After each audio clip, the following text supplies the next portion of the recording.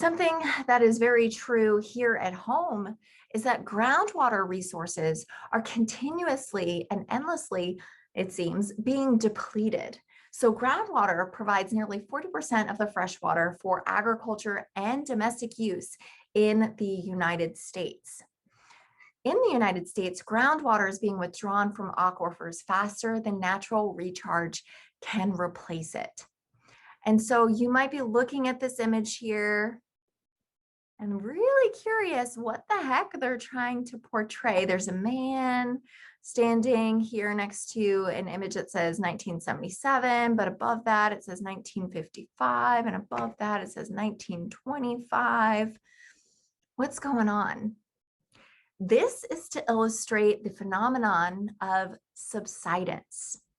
So water withdrawal from aquifers, if we're not replenishing or recharging those aquifers, we have something that results in a sinking of the ground surface. This sinking is called subsidence, and it means that the aquifer is collapsing. Basically, we've sucked up so much water that the land is beginning to sink. And so what this image is trying to illustrate to you is that the land, this man here, in 1925 would have been standing up here. In 1955, his feet would have been right here. And now in 1977, when this image was taken, he's standing right here. That's an impossible scenario, but I'm going to show you a video in the next slide that really drives this home. But one more thing before we get there, another consequence of aquifer depletion is saltwater intrusion. And that's when we get a salting of the fresh water that's on our surface. And it all can be directed to depleting those groundwater resources. So as promised, here's that video that really speaks to the phenomenon of subsidence. This morning, California is facing a different kind of emergency. The state's water crisis is impacting one of the world's most important farming regions, the San Joaquin Valley. The ground is literally sinking by up to 1 foot a year. Ben Tracy shows us how the land is becoming as unstable as the water supply. Every 6 weeks, Michelle Sneed visits this white shed. She checks the pulley system and records a measurement. The numbers show that the ground beneath her feet is sinking. We're measuring the highest rates we've ever measured here, among the highest rates ever measured in the entire world. Sneed is a government hydrologist and says parts of California's Central Valley are dropping by 1 foot each year. Some areas are 10 feet lower than they used to be. We would have had many feet of dirt above our heads right now. That's right. That's right. We'd be standing 10 feet higher than we're standing right now. This is why the ground is collapsing. California's farmers are pumping groundwater as fast as they can in order to keep their crops alive during a drought that has left them high and very dry. But when this much water is pumped out of the aquifer below ground, the clay between the pockets of water collapses and the ground starts to deflate like a leaky air mattress. The sinking is buckling the walls of irrigation canals, damaging pipes, creating giant sinkholes, and cracking homes. This bridge has dropped so much, the water will soon flow over it instead of under it. Fixing the damage could cost more than 100 million tax dollars. You just have to keep going deeper and deeper. Steve Arthur is a well driller. Some wells are now 2,500 feet deep. That's 2 Empire State Buildings underground. Water that deep is thousands of years old. But it's desperately needed because more than half of the country's fruits, vegetables, and nuts are grown here. You tell this farmer he can't drill any more wells, he can't farm as many acres. You're going to go into the store and buy a gallon of milk for $10, a loaf of bread for $5. Then the public's going to say, hey, what happened? So we see this progression from green to yellow to red as the state is literally drying out. NASA's senior water scientist, Jay Famlietti, uses satellite data to show the depletion of California's water resources. The state has lost 16 trillion gallons in the past 4 years. That's enough to fill Lake Mead, the largest reservoir in the country, twice. So what happens when the water is simply gone? That's a question that all of us, first of all, have a difficult time really fathoming. If we still want to have agriculture, we have to come up with the water from some other place. But for now, the drilling continues, even with the ground all around it caving in. For CBS This Morning, Ben Tracy, California's Central Valley.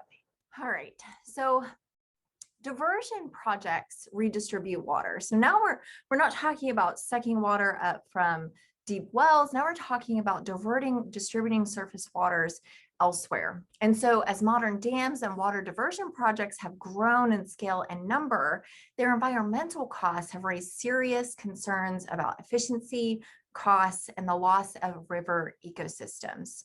More than half of the world's 227 largest rivers have been dammed or diverted. And that includes Three Gorges Dam, which is the largest water diversion project in the entire world. That is taking place in China right now. It's projected to move more than twice the flow of the American Colorado River. The initial cost estimate of this scheme is estimated to be about $62 billion, but it easily could be twice as much as that. But without more water, Beijing, the capital of China and home to about 20 million people, might have to be moved because there's simply not enough water. And so hence the project of Three Gorges Dam. One of the most disastrous diversions in all of world history occurred at the Aral Sea. And that is located between arid Central Asia on the border of Kazakhstan and Uzbekistan. And so here we have Aral Sea, imaged right here in 1975. It is an inland sea that's fed by rivers from distant mountains. Beginning in the 1950s, the Soviet Union began diverting these rivers to water cotton fields and rice fields. So gradually, as time progressed, the Aral Sea dried up nearly completely. So here we have from 1975 to 1997, then an image in 2005, and then finally in 2009. So because of the diversion of rivers that normally would feed into this inland sea, we had a very, very drastic drying up, which means that the water evaporated, but it also left vast toxic salt flats. And so here is an image of a salt flat, which you can visibly see the salts from space. Here in Tennessee, TVA, the Tennessee Valley Authority, has built a number of dams in the area from the year 1933 to 1944. So we have a total of 9 dams on the Tennessee River alone, but a total of 33 dams built by TVA across all of the region that it serves. So as we've kind of alluded to throughout this whole lecture, water might soon be more prized than some precious gems or even gold. Fortune magazine wrote, "Water will be to the 21st century what oil was to the 20th." And so this means that skirmishes, if not outright warfare between communities, is going to likely break out over these water resources. And an underlying cause of the genocide that's now occurring in Darfur in Sudan is water scarcity. People, of course, need water to survive and to thrive, and some simply have no limit to what they would do to protect that water. There have been at least 37 military confrontations in the past 50 years in which water has been a factor. An example of this is the quote, "war over water," also the battle over water, which refers to a series of confrontations between Israel and its Arab neighbors in Palestine from the years 1964 to 1967 over control of water in the Jordan River drainage basin. So we say here in the United States, this might be a reality we're facing, but we can look around the world where this is already occurring. This means that water conservation and management are extremely important to preserving our water resources. Watershed management and conservation are actually more economically and environmentally sound ways to prevent flood damage and store water for future use than building a huge dam or a reservoir. So a watershed is another term for catchment. And so a watershed or catchment is all the land drained by a stream or river. And it has actually been long recognized that retaining vegetation and ground cover in those watersheds helps hold back rainwater and lessens downstream floods. So a little can go a long way and actually prevent us from having to spend millions and millions of dollars, and also those also those environmental costs associated with damming up our water resources. So it's not only on big agriculture and industry to help conserve water. Everybody can help conserve water in their own way. There are a few simple steps that can save a whole bunch of water. That includes taking shorter showers, fixing leaks in your home or asking your landlord to fix leaks that you notice. You can switch over to water conserving appliances, including low volume shower heads and efficient dishwashers. All of those go together to reduce water consumption greatly in your home. Also, planting vegetation saves water. And a fun fact, toilets are our #1 use of domestic water. So water in the home is largely used up by toilets. But here you see that takes up just over a quarter of the pie. We also have laundry taking up almost a quarter as well. We have faucets and showers, leaks, baths, dishwashers, and others. So all of this represents the domestic use of our water. So efficiency is reducing water use in many areas, not only domestically, but there's growing recognition that water is a precious and a finite resource. And that means it's gained attention, and encouraged conservation is happening. So with nearly 90 million more people in the United States now than in 1980, we get by with 10% less water. So this means that despite a growing population, the US is now saving some 38 million gallons of water per day, compared with per capita consumption rates only 30 years ago.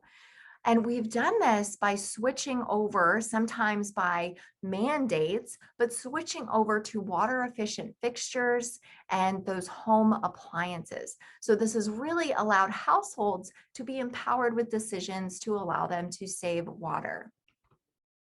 There are new requirements for those water efficient fixtures in many cities that can help to conserve water.